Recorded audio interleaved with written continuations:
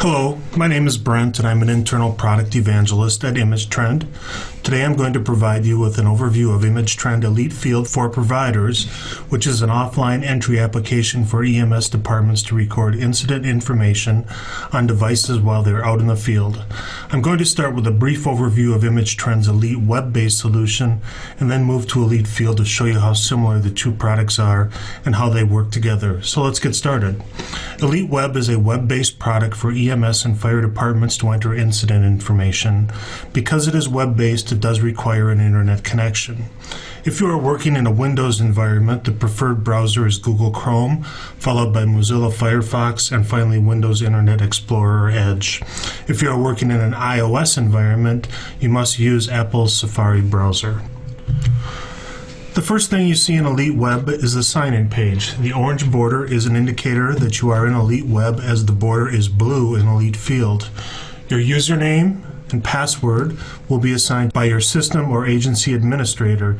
If you forget your password, you must use the Forgot Your Password link to reset it. Please do not call our support team, as they do not have the ability to reset passwords. So I'm going to go ahead and get signed in here as a provider.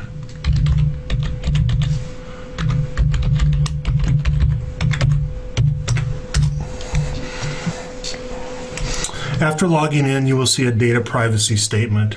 You will see it every time because Elite Web is a web-based product. There is no software to install.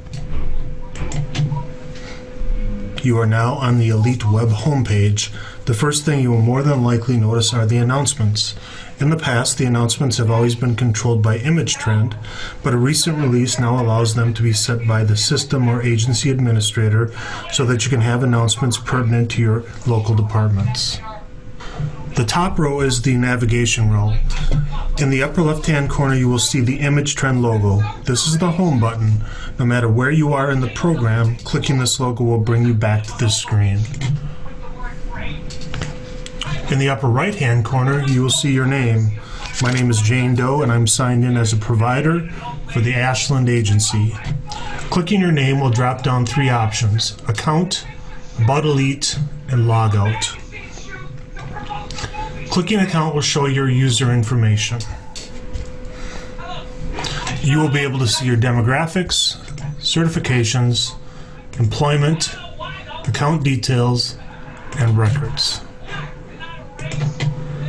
Clicking About Elite will show you the version of Elite that you are using and when it was last updated. This may be useful information if you call our support team, as they may ask you which version of Elite you are utilizing. And obviously, clicking Logout will log you out of the Elite program. Next to your name is the inbox. This is Elite Web's secure internal messaging system, which allows you to send secure messages to other Elite users. This feature is configurable by the system or agency administrator to send an email to your personal email account informing you that you have a new message in Elite Web. Remember to keep your messages professional, as they could be subpoenaed by an attorney for use in a lawsuit. In the middle of the navigation row, you will see two tabs: Resources and Tools. You will not need to worry about these tabs, as they are related to the configuration of Elite Web, and that has been done for you by your system or agency administrator. Kudos to all of them for all their hard work up front that allows you to have a friendly user experience with Elite Web. The Community tab is where you go for self-help. The Help University link includes articles, release notes, videos, and webinars on a variety of topics. I would specifically like to call your attention to a 4-part video series on Elite Web and a webinar on Elite Field.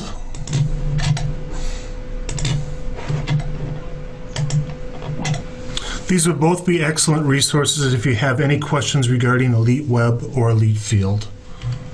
The Incidents tab is where you're going to do most of your work. The View Existing Incidents link takes you to the EMS incident list, which will show you a list of existing incidents. You'll note that in the upper right-hand corner we have a search bar. Search will be your friend in both Elite Web and Elite Field, as I will demonstrate later. The EMS incidents list is the default view but you can also select customizable views that you have created. For example, I have created a view named Brent's View. When I select that view, you can see how the view changes. For the purpose of this video, I'm going to go back to the default EMS incident list view. The unit notified date drives the entire EMS incident list. It defaults to the last 2 weeks, but you can easily change the date ranges, or you can show all of your incidents by clicking the X to delete the date ranges. If you make any changes to the date range, you must click Go to apply those changes. The down arrow expands additional filters and allows you to also search by incident status. You can see all, in progress, ready for review, ready for billing, billing complete, medical direction review, or need crew attention. And we also can search by validity, where you can narrow your search by a validity score. The new button is what we click to create a new incident, and I will demonstrate that in a few minutes. The bulk action button allows us to apply actions to multiple incidents. The bulk actions button is grayed out until you select at least one incident. Once you have selected the incidents, you can either update their status or create a print report, which would be the pre-hospital care report. Alternatively, you could filter your results by unit notified date, incident status, or validity. Choose select all records, and then apply your bulk action. The incident list headings represent the fields within the PCR. These can be changed by creating a customized view as previously discussed. To the right of each incident is a series of buttons. Hovering over them reveals their function. The paperclip allows you to attach attachments to the incident. You can select a document type and attach photos taken directly from your device or documents from your computer.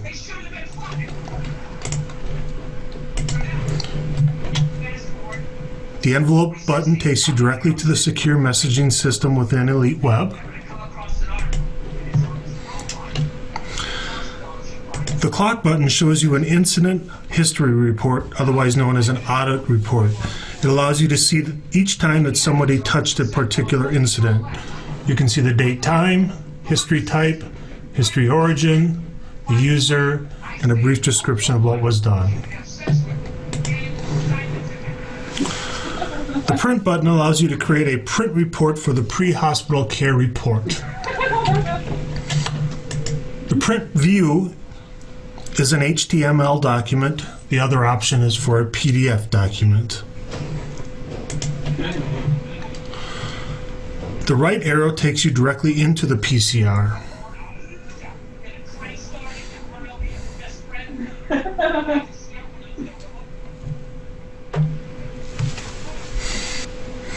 At this point, I'm going to close this PCR. We will go through the PCR in detail, but we will move into Elite Field to do so. Elite Field is an offline entry application for EMS departments to record incident information. Because it is offline, it does not require an internet connection. The data you entered is stored in the device's browser cache until it syncs with Elite Web. Because I am on a laptop, I am logging into Elite Field through the Incidents tab.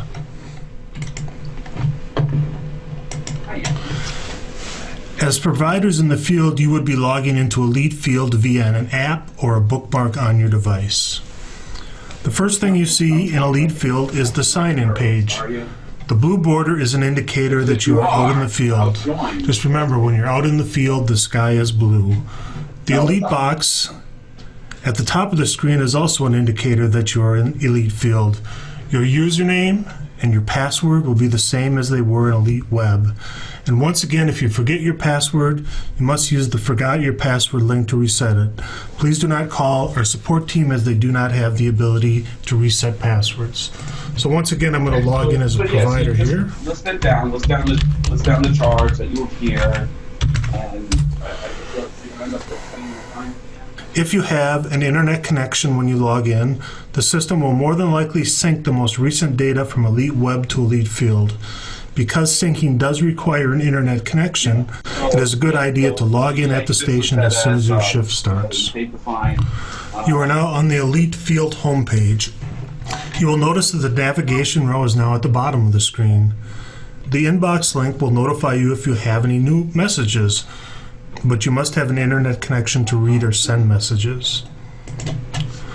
The settings link allows you to manually sync change resources, sync all resources, turn on the ability to configure an external keyboarding setting for a device. The About button will once again show you the version of Elite Field you are using and the date and time that it was updated. In addition, it will also show you the most recent date and time that the resources were synced.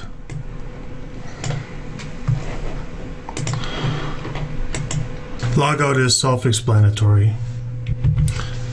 On the right side of the screen, you have the ability to change how you view the incidents on your device. They can be viewed in a list view, a quadrant view, or a panel view. The list view allows you to see more incidents but less information about each incident, whereas the panel view allows you to see more information about each incident but fewer incidents. How you view the incidents is simply a matter of personal preference. On the left side, this is where it's important to remember data is stored in the device's browser cache and not tied to the person who logged in. Here you can add and delete crew members and select their units and shift.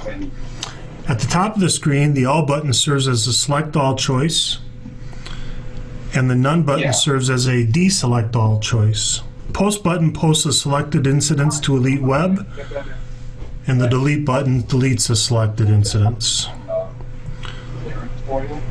The Plus New Incident link opens up the Deploy EMS form. You can also select any custom EMS forms that you have created by clicking the Other Forms link. At this time, we will open up a new incident using the Deploy EMS form.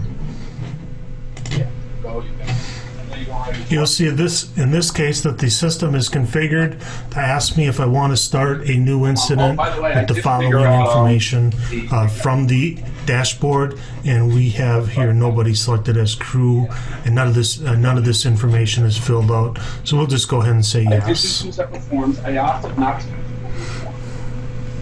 And this brings us to the incident homepage. At the top of the page, we have our search and our navigation bar. Another friendly reminder that utilizing the search function will save you a tremendous amount of time in Elite Field.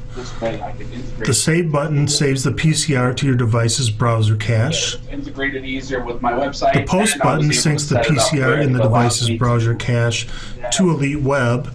An interconnection is required in order to sync. The Print Post button allows you to print the pre-hospital care report. Congratulations, you successfully submitted your thing.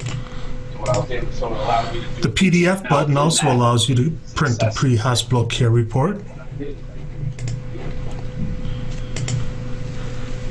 The CAD button allows you to download CAD information from your CAD system if applicable. The EKG button allows you to download data and results from your EK monitor if applicable. The Transfers button allows incident data to be transferred intra-agency or interagency depending upon whether it is an upload transfer or a download transfer. In interagency transfers, both agencies must be utilizing Elite Field for the transfer function to work. And obviously the Close button will close the PCR. On the left side of the screen, we have sections, and within each section we have panels, and within each panel we have fields. In order to remember the terminology, I think of sunscreen, SPF, sections, panels, fields. You will notice that some of the sections are red and some of the sections are blue. When you see red and an exclamation point, it is an indication that something is required due to a validation rule. If you open the corresponding section and panel, You can click on the exclamation point next to the field to find out exactly what is required. And here it says incident number is required for every PCR. On the right side of the screen, we have what I refer to as the button bar. The times button will show you all dispatch-related times. If you have a CAD system, some of these times will automatically flood. Which times flood is dependent upon your CAD provider. The remaining times would then need to be entered manually. To add a time, you can use the date timestamp.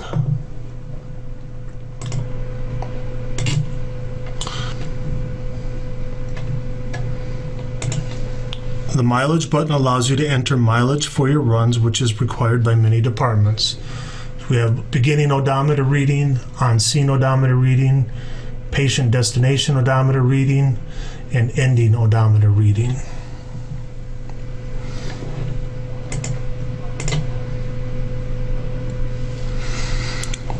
The timeline button is a patient encounter timeline. It will show a chronological timeline of all the encounters with the patient.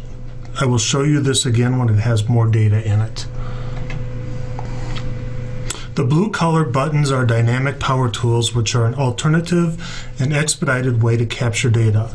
They are much more visual than the single line entry method of entering data into fields. They are accessible via the all button in the bottom right hand corner, or those that are used frequently can be pinned to the button bar. And you can see that they are a much more visual way of entering data.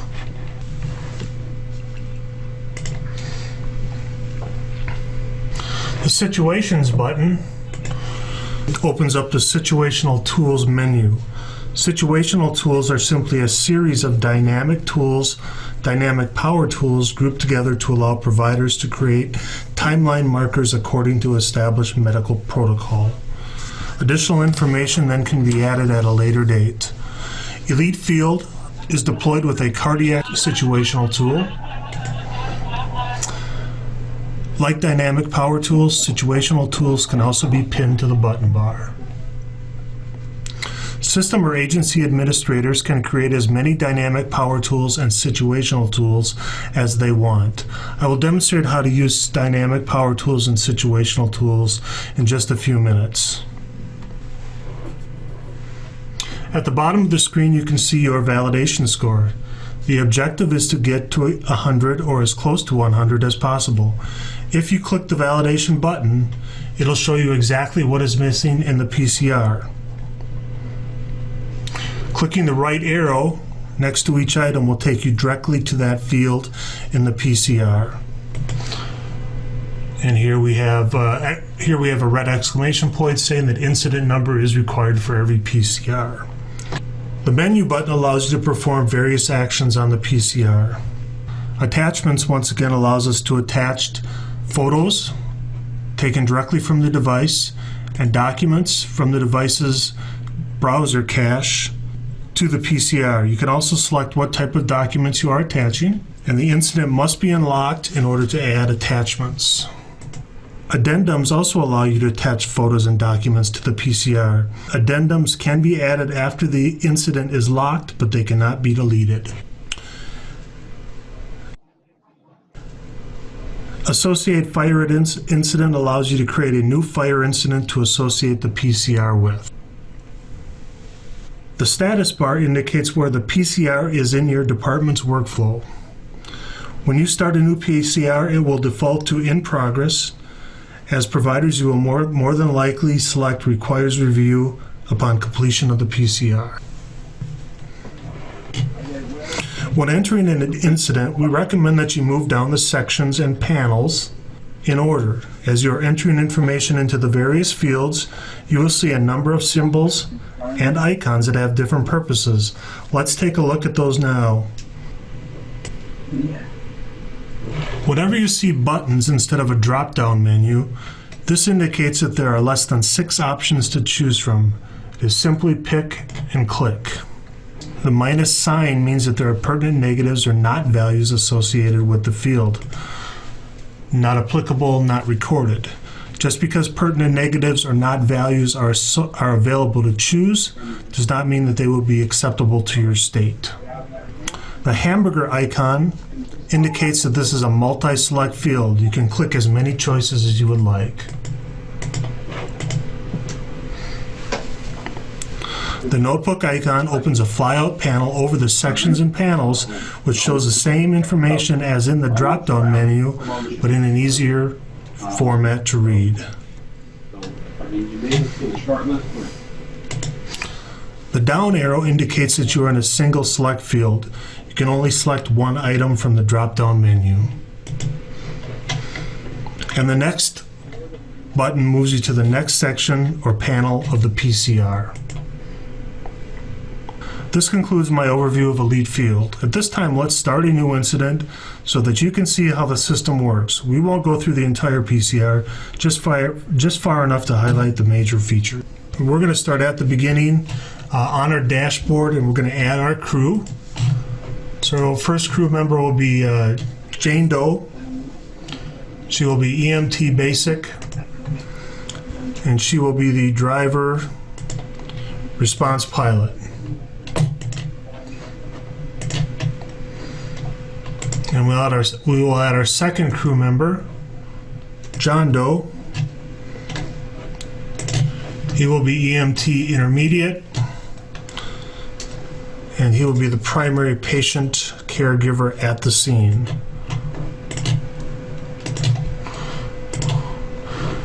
We will have Unit Ambulance 1, call sign Unit 1. Primary role of this unit will be BLS ground transport. And level of care of this unit will be BLS basic EMT. We'll go ahead and create a new incident. Now we get the current user confirmation. Are we sure we want to start a new incident with that information that we just entered? And yes, we do.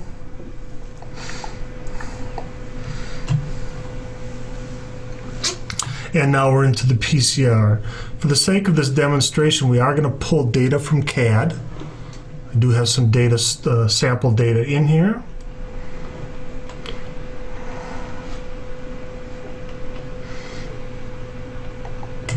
And we'll remove the dates and go ahead and click go, and that'll bring up all my data.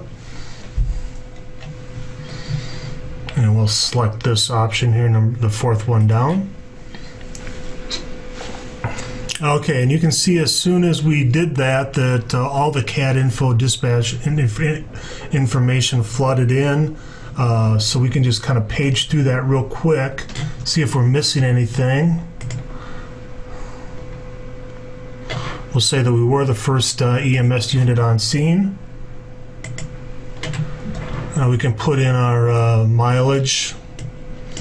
We started at, let's just say,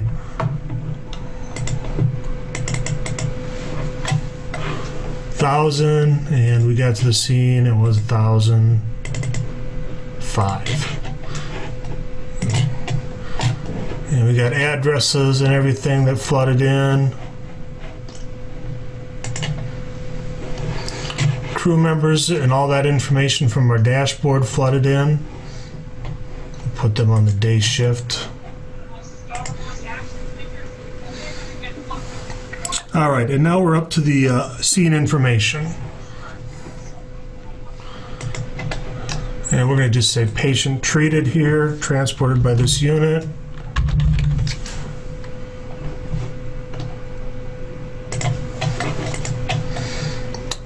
Was non-immediate. Was a single patient, was not a mass casualty. We didn't have any type of response delay. And here we've got our first exclamation point with some red information. So we're going to take a look at what we need there. Based on incident patient disposition, incident location should be entered. Based on patient disposition, unit arrived on scene, date and time should be entered. All right, so incident type location we're just going to say is athletic field. And it said we need time for patient arrived on scene. So we'll just hit our time and date stamp to put that in. And now we still have some information here in the next screen that looks like it's asking for. We need to indicate the patient arrived at patient date and time. Use a date and time stamp again for that. Is there a possible injury? Yes. Cardiac arrest? No. Automobile accident? No.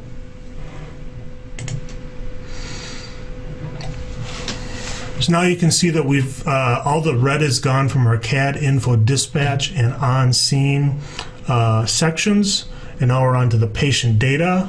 We're going to say triage classification is minimal. And I'm going to use myself as the patient here. So I'm going to start typing my name. As soon as I tab forward to the next field, my last name, you're going to notice that it says one patient record matches the information entered. Click find a repeat patient to add the patient. So I can click the link here, or I can click it here to see if there's anybody in the system, a frequent flyer per se, that we can pull that information from, save us a lot of time in terms of entering patient data.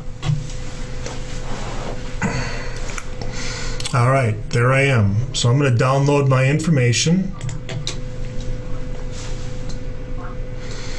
All right, you'll notice that all the panels in the patient data section have been filled out. And again, we'll just scroll through them so you can see it.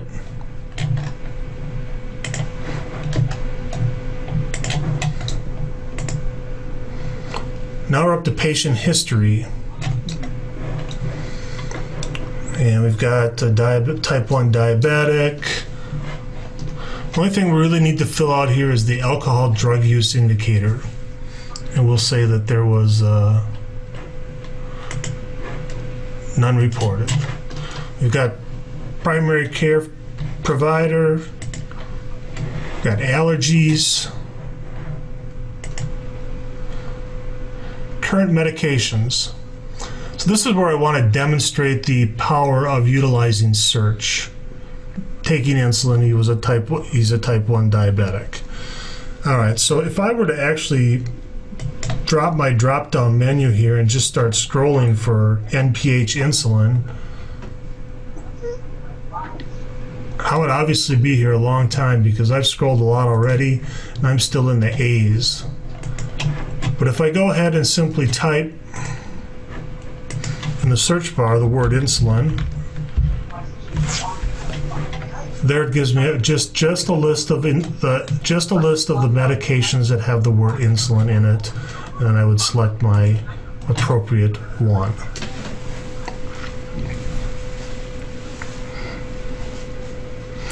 Furthermore, because all this patient information has pulled, if you can make changes. So if the patient tells you, yeah, that's me, but I moved, I have a new address, go ahead and update the address.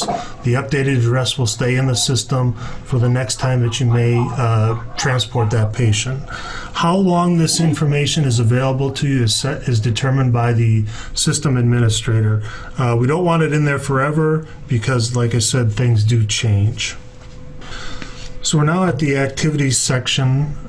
And this will be the last section that I go through, but I wanted to show you a couple different ways to enter information. This is where we really advocate the use of the dynamic power tools. So let's go ahead and add some vital information. And let's use the vitals power tool. If we click open all, here it is, and we'll just say the heart rate is 80, which is regular. I'm going to say we have a respiratory rate of 21, which is normal. I'm going to say the blood pressure is 128 over 82 in the left arm. Patient was sitting. Pulse oximetry will be 92 at room air. We'll go with a pain scale of 5. And we have a diabetic here, so we'll say that the blood glucose is 135, which is a little high, but not too bad. And we'll say the temperature is 98.6. And you can see right away how that is converted to Celsius. And we'll go ahead and save that. All right, so here we've got all of our vitals information, and we can open it up here in the vitals grid. And you could have gone through and entered it this way in a line entry manner, but it is a little bit more cumbersome. Might take a little bit longer. So that's why the dynamic power tools are very advantageous. So let's go ahead and do a second procedure here.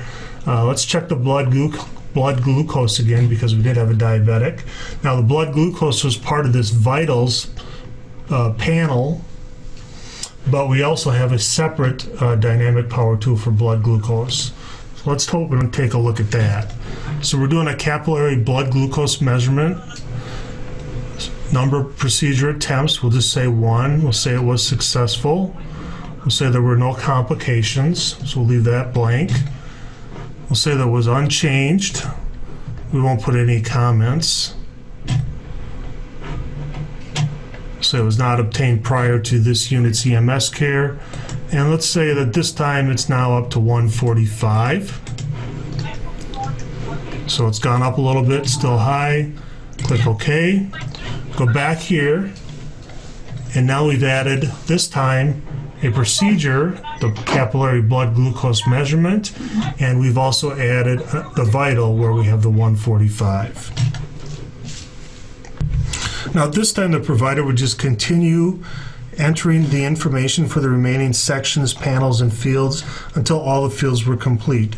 There are just a couple of additional features that I want to point out before we wrap up today. And the first one is the situational tools. Remember, they create timeline markers according to established protocol for medical events, and your system or agency administrator can create as many as they want. If you recall that Elite Field is deployed with a cardiac tool, so let's go ahead and take a look at the cardiac situational tool. All right, and we're just going to click through the different things that we do, or procedures that we do to the patient, and as I click them, you'll see that it's saving a date and time stamp. So we're going to say 12 lead, CPR manual, airway intubation, oral, IV, medication, epi 1 to 10,000. Click OK. And here under the medical devices, you can see all the information that we added. Now we can go back. Here under the medical devices grid, you see that we've got the 12 lead ECG. And we've added 2 more procedures. We've got some missing information there that we'd have to go back and clean up a little bit later. We can take a look at what that is.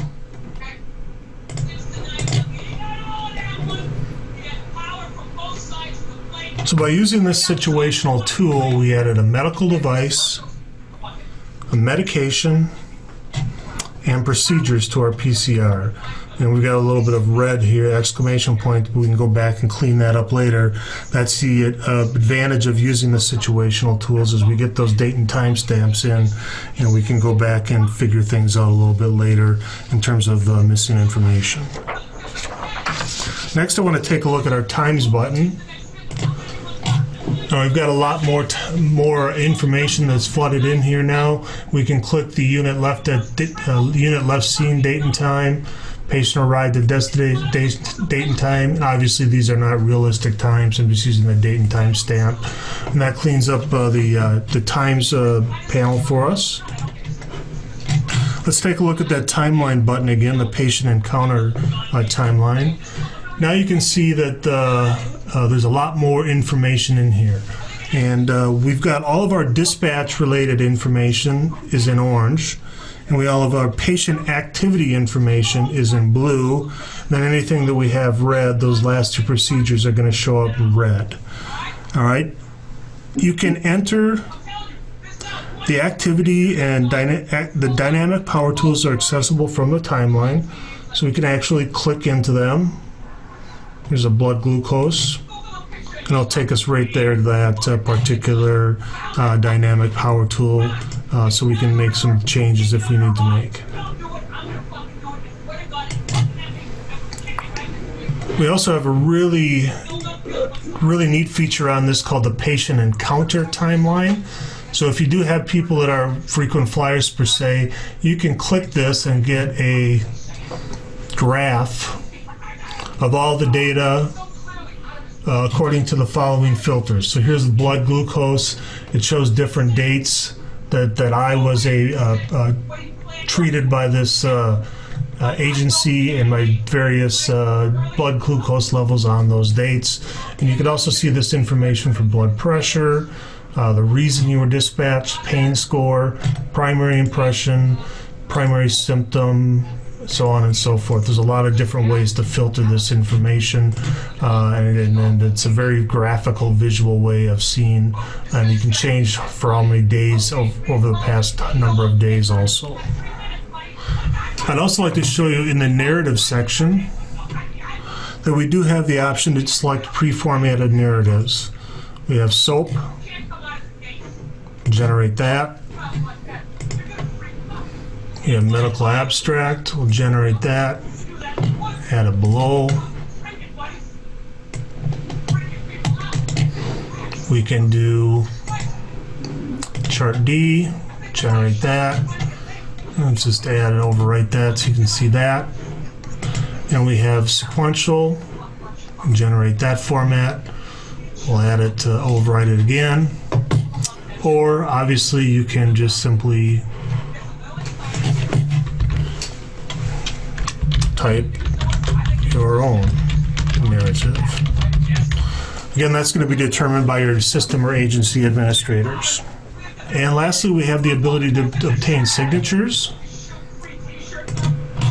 So we can obtain a patient signature, and we can say it's patient, reason they're signing, HIPAA acknowledgement, and then we can just go ahead and fill in this information, date, last name, first name, last name, and then go ahead and have them sign. And that'll be saved as part of the PCR. After all the PCR information is entered, typically you're going to go and change the status to ready for review. You're going to save. You're going to save the data to the device's browser cache, which we recommend saving before posting. We are now going to post the data. So we're sending it back to Elite Web once we have a internet connection. It does take a little bit of time to post. All right, the incident was posted successfully. And click OK. If we close this, we'll now see that incident.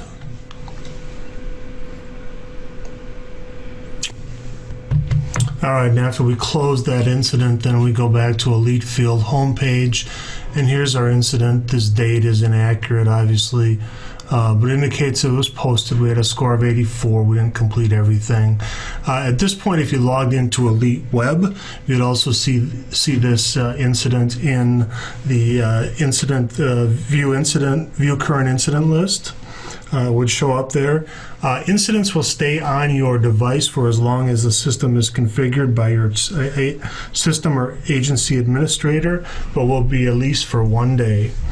This concludes my overview of Elite Field. Just a reminder that there are many other self-help articles, videos, and webinars regarding Elite and Elite Field via the community tab via the community tab and the Help University link in Elite Web. I thank you for watching.